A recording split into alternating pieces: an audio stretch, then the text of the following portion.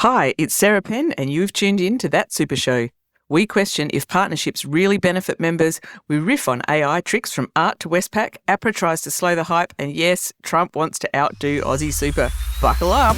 Welcome to That Super Show, the podcast where we talk about all things super from the inside. I'm Neil Benson, Chief Product Officer at Chandler CX. And I'm Sarah Penn, CEO of Mayflower Consulting.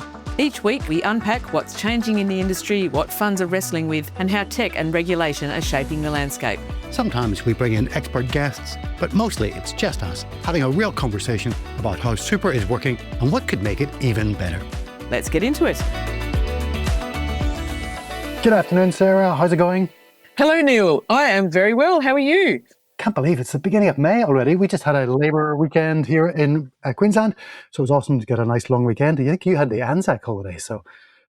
We did have the Anzac holiday. The weekend just gone was only 2 days, though, which was upsetting, frankly. Well, let's see what we can do about a 4-day week. That seems much more sensible. Yeah, I like the idea. I just don't know how we'd explain to clients that I'm terribly sorry, but Mayflower doesn't work Fridays. We're too busy podcasting. Yeah, that's right. Having a lovely time. We're podcasting and then we're at the pub. Well, despite us taking a day off, having a long weekend, there's been plenty of things happening in the superannuation sector. I wanted to start with the first one, which is a follow-up in the Australian Financial Review, showing a discussion topic we've talked about before, which is the inflows and outflows between industry super and some of the retail super funds and platforms.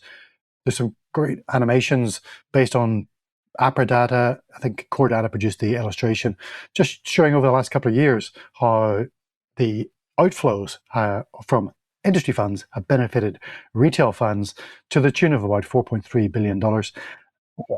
Oh, yeah. Most interestingly was a little quote from, I think it was from NetWealth, maybe Hub24, saying they're in discussions with some of the industry funds and they'd be happy to partner with them. What do you reckon about partnership between industry funds and platforms? I think if I'm a platform, that sounds great. If I'm an industry fund, though, well, look, it might sound good to the industry fund executive or board, maybe, but I don't get it. I don't see what's in it for members of the industry fund. Because I mean, anyone can leave at any time, right? So right. You decide you don't want to be an industry fund, or you go and see a financial planner, and they say, "Actually, Neil, my dear boy, I believe NetWealth is the best place for your super." Then you're going to go to NetWealth. So I don't see how partnering with them. I mean, maybe this is just a new version of DIO, the direct investment options.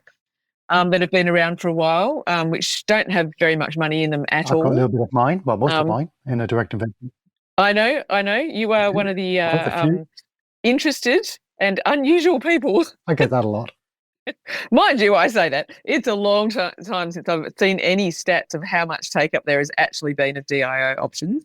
I believe it's still to be small, but I might completely have the wrong end of the stick. Maybe they're very, very popular. But I sort of feel like this is the next iteration of that in a way. Yeah, that's a really interesting take on it. And there could be something in that, perhaps. Who knows? It sounds like these discussions, even if they're very brief, are happening behind the scenes, and we're never going to find out until something's announced. But yeah, I find... This is very true, but we can speculate wildly, and that's what we're here for. The whole podcast. That's right. Yes, as it says in the article, until the last 2 years, the flow of rollovers consistently favoured industry funds, and how the worm has turned. Yeah, it's not the case at all anymore. Hub is absolutely smashing it out of the ballpark. Well, one of the positive signs I took away from this is the Australian public seem to be resuming their faith in financial advice, because for a few years there, before and after the Royal Commission, it wasn't really a safe space. So it seems like pre-retirees are flocking back to seeking professional advice, and this is the result. But the fact that they're taking that advice is a good sign, I think. Oh, I think it is too. I think good financial advice makes a hell of a difference. We were lucky enough to have some excellent financial advice early in the piece, and it meant that we were in a much better financial position than we would be otherwise. Significantly better. Oh, we felt the way. Yeah. So I'm very pro financial advice.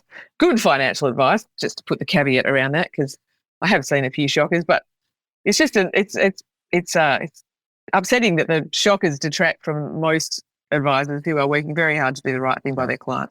What have we got next? I had the pleasure of attending the Microsoft AI tour in Sydney about a week ago, and I sat in a really interesting session first thing in the morning, which is the financial services session. And we had some interesting news there from really some of the financial services organizations in Australia who are reasonably early adopters of AI. So we had Simone Burnett, who is ART's Chief Member Officer, and a couple of really simple use cases for superannuation funds. Nothing earth-shattering, but this has moved beyond a pilot and actually into production, which is no small feat. So you might enjoy this one. ART claim that they are using AI to check the reading level of all the member communications that they send out. So all the emails and the letters that they send to members are being assessed for the reading level, and they're aiming to... I do like that a lot. What your advice would be about the target grade level of your communications to members? ART are targeting a grade 7 reading level. It's right in your wheelhouse, Sarah. What do you recommend? Do you think I act like a 12-year-old? Because I probably do. Look, I did see some very interesting research years ago. I probably couldn't find it again. But it said that when people are reading stuff that they're not interested in, they find it hard to comprehend. But actually, when you are interested in a topic, you can take in a lot more at a higher level than you would otherwise be able to, because your brain basically focuses in on it and really wants to learn. So I don't know if grade 7 is... can I make Queensland joke? Do you want to hear my Queensland joke about beer? Steady. We're just about to win the State of Origin again. Why is 4X called 4X? Go on. Because Queenslanders can't spell beer. So, I mean, sorry, everyone. There's probably half our listenership's just disappeared and Neil's never talking to me again. But maybe a grade 7 is appropriate in the sunny state of Queensland. The smart state, what's going to set on the license plate? Well, that's where most of the ART members are. That's why I mentioned Queensland.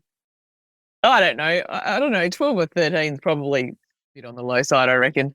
But anyway, it can't hurt, can it? For sure. Putting everything through that and improving readability and making sure that the average punter, whatever grade you think they are, can understand things can only be a good thing. ART is also transcribing all of their meeting notes that members have with financial advisors, just to save the advisors some time, make sure that those notes are recorded accurately and any actions are identified and followed up, which is a pretty simple use case for AI note-taking.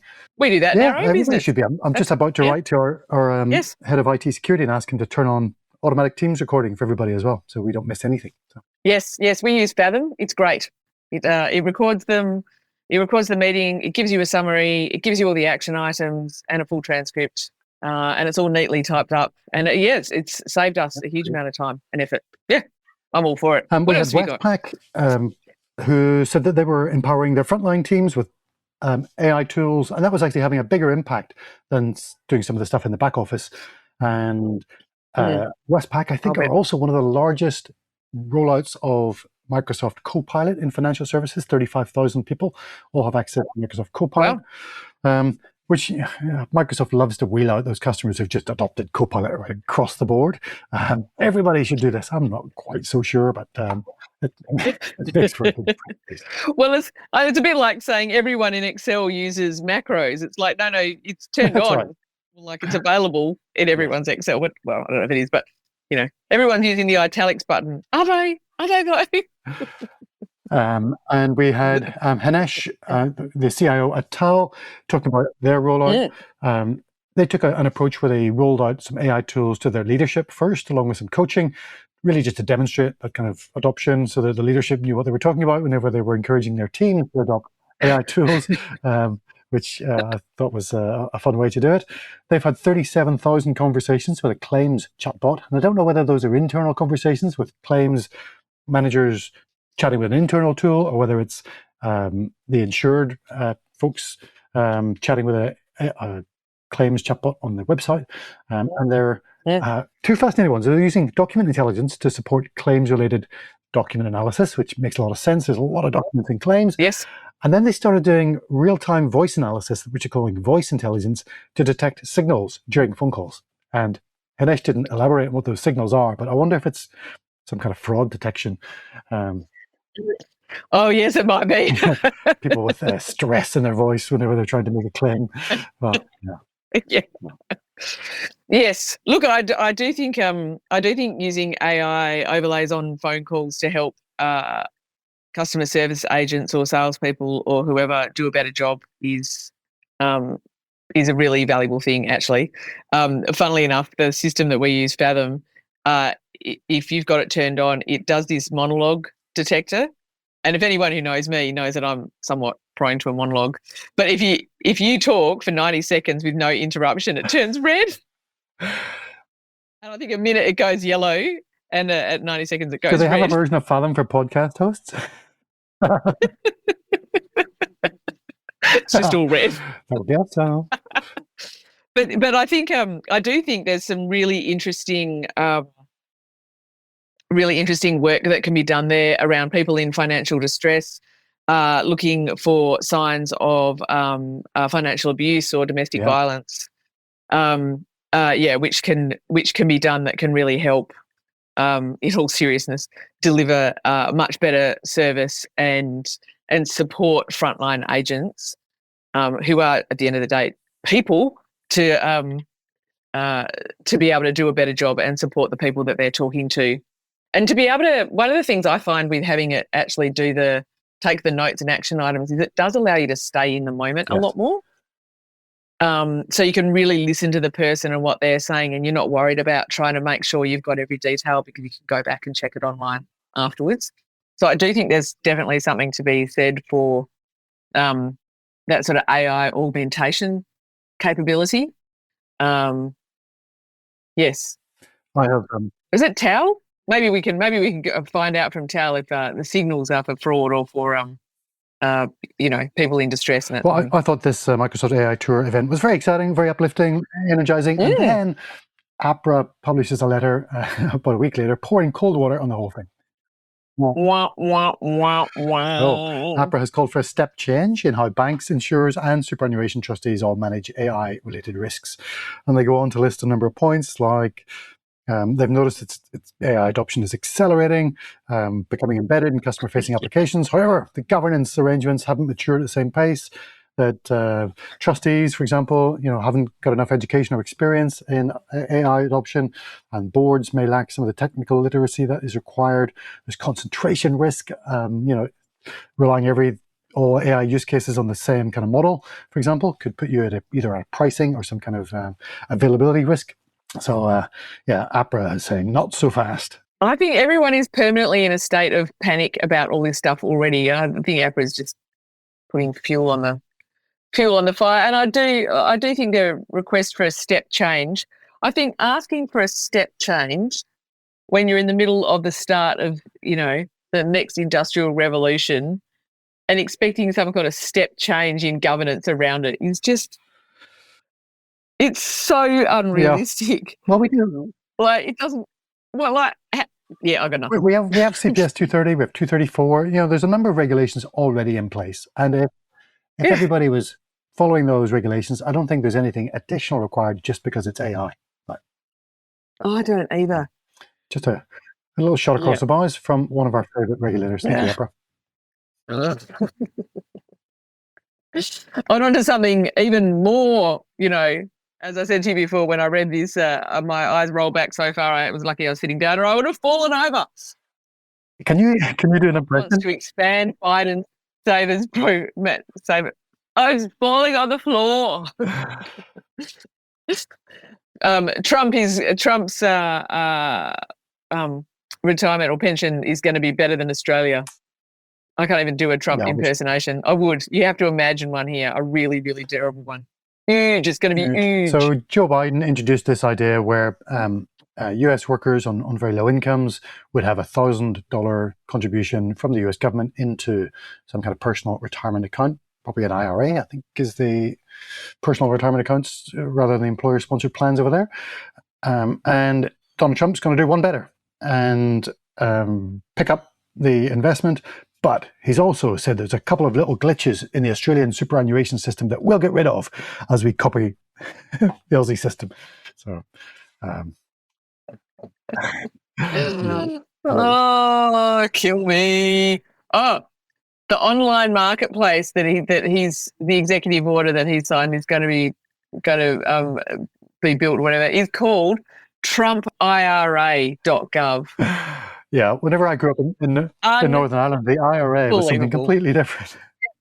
Yes, wasn't it though? We had mates called Sinn Féin. That IRA, yes. Oh my goodness.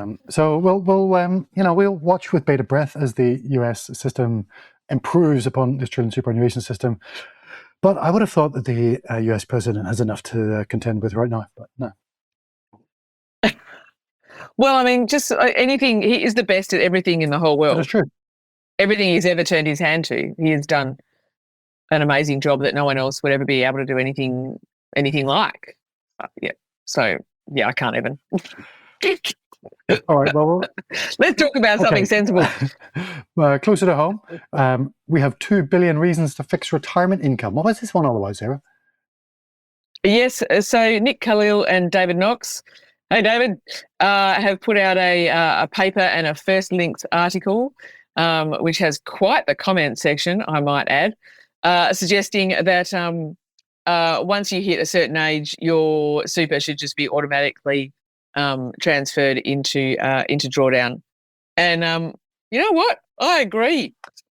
And they've actually said in this, which I think is very conservative, is that it wouldn't be until the age of 75 that that any balance that you still had in a cum would have to be transferred into pension and an income stream commence. So we talked. They say all funds, including SMSF. I think excellent. I think this is a great idea.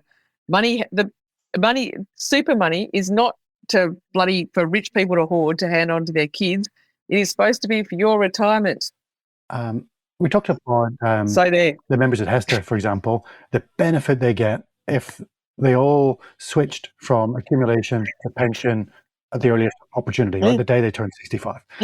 And that would have a far more meaningful impact on them than almost anything Hester can do during that person's accumulation lifetime. So 75 just seems quite late. That's 10 years you could be stuck, or you not have switched from an accumulation into a pension account and lost or paid all that additional tax. That seems like a long time to me. It does seem like a long time, but I like it because it's far enough, it's old enough that it's quite hard to argue with, and then over time you could gradually reduce that down. Yeah. Is there? But I do like the idea, because I do think essentially that you shouldn't die with, especially if you died at like ripe old age of 90 or something, at that point you shouldn't be dying with tons of money still in your super.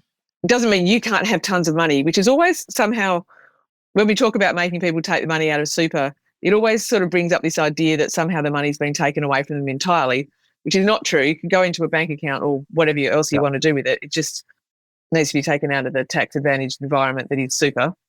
And then, yes, but of course the comments is the best part of it all. This got 34 likes. Why is it that a lot of people are obsessed about and with other people's money, how much they have, etc.? It's none of their business if I leave my super in accumulation. Go and find a hobby and don't tell other people what to do with their money.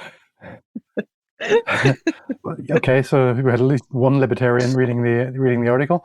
And that's fine, yes. Except we're giving you a huge tax dodge. No. But tax. It's a tax concession while you. Sorry, it's not. We're taxing you while you keep it in accumulation, I guess. So, yeah. But the thing is, the reason that people don't put it into pension is because once it's in pension, part of it starts coming out of the super system entirely, and then you lose the tax benefits of the super system. And the other thing is, which I do think is an issue that needs to be overcome, and this would potentially help it, is a lot of people end up leaving their money in a cum because they've been given incorrect advice, guidance, scuttlebutt, whatever, from their mates, that it's actually better to leave your money in a cum. And that's not always the case by any stretch. And so not getting advice and just leaving it in a cum is not a great idea. And we really don't want people to be doing that. So I quite like the idea.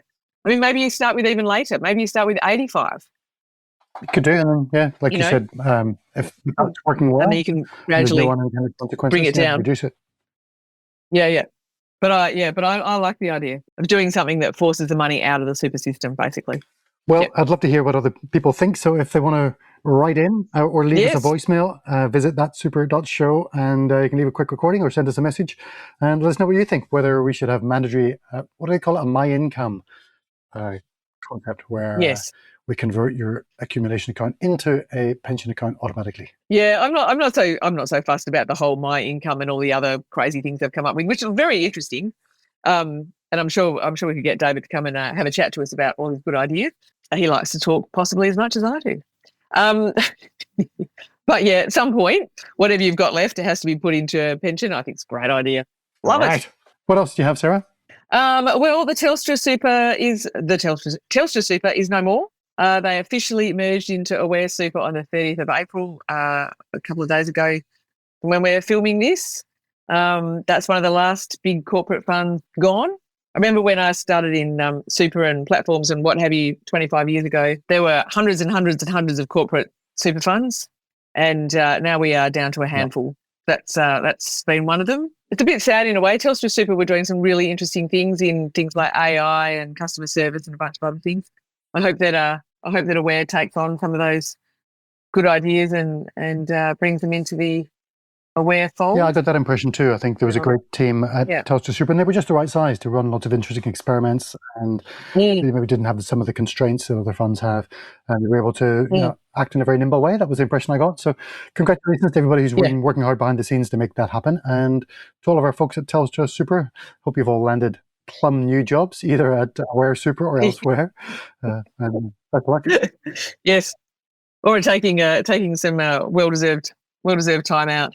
It is an interesting thing though with these mergers, because we're now at the point where the very large super funds, it is simply not in their members' best interest to take on the tiny funds. And Telstra's not a tiny fund, so Telstra's sort of in the middle bucket. But there are still quite a number of tiny industry super funds that have a couple of thousand members and maybe a couple of bill, and they it's not in Aware, Aussie, Host, whoever's best interests of their members to take on more tiny funds anymore. Why is that? Just because the work involved is a distraction from totally the operation? Like if you've got 1 million members, or you're Aussie and you've got 3 million members, what is the benefit to one of those 3 million members to take on 2,000 members from somewhere? It's just can't really argue it's economies of scale, can you? Yeah, no. Like there isn't any. So I think that's a really interesting conundrum. And then, what does that mean for these smaller funds? I had sort of thought in my head that maybe over time someone like ETSL would actually become the external trustee for some of the smaller industry funds that have really specialised client bases, and the work they do is very much appreciated by their particular client base. But of course, ETSL is currently reviewing its super part of its business. So I don't know. Mind you, there's a new super trustee called STA, which is some ex-ASIC and APRA people, I believe. We're going to do magic things, so we look forward to seeing what they do.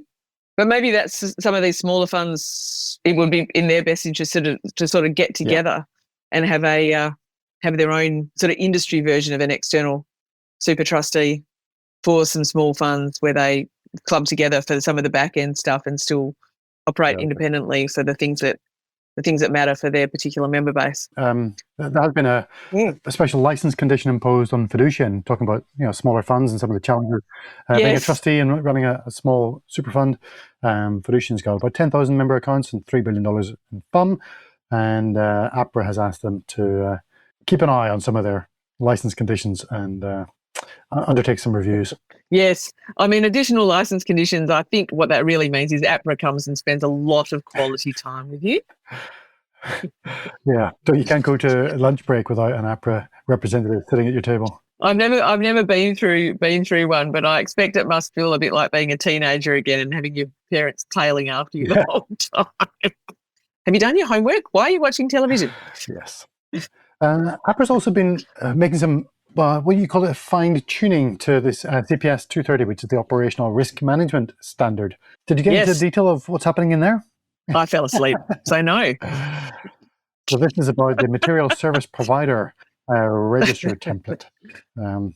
So I guess this is for those funds who have got large material service providers, maybe it's a third-party administrator or somebody else providing a lot of services, material services on their behalf. Updates to CPS 230 and CPG 230, which kick off on 1st of July as well.